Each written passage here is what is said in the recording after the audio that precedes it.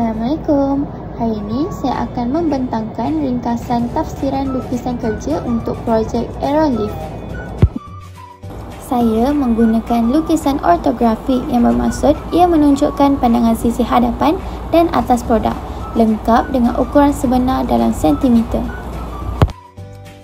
Sekarang, mari kita lihat komponen utama pada produk ini.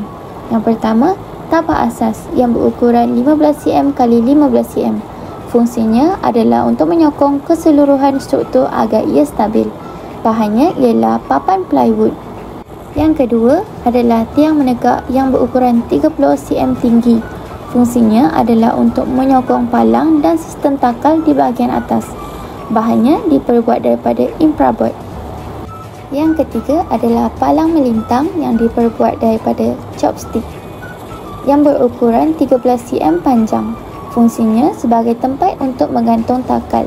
Ia disambungkan di bahagian atas tiang menegak.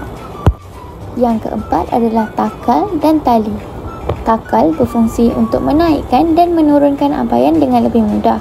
Tali pula akan melalui takal dan diikat pada payung plastik. Yang kelima adalah payung plastik yang berukuran 12 x 10 cm. Fungsinya adalah untuk melindungi pakaian daripada hujan dan cahaya matahari langsung. Bahannya diperbuat daripada batang aiskrim dan plastik lut sinar. Dan yang terakhir adalah roda yang berukuran diameter 4.5 cm dan ganda. Fungsinya adalah untuk memudahkan produk bergerak, diperbuat daripada kotak dan lidi sate.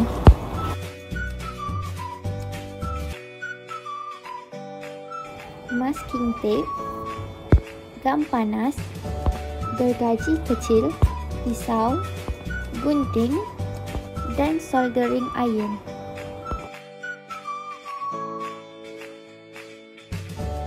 Berikut adalah bahan-bahan yang digunakan. Roda dan ganda, tali dan takat,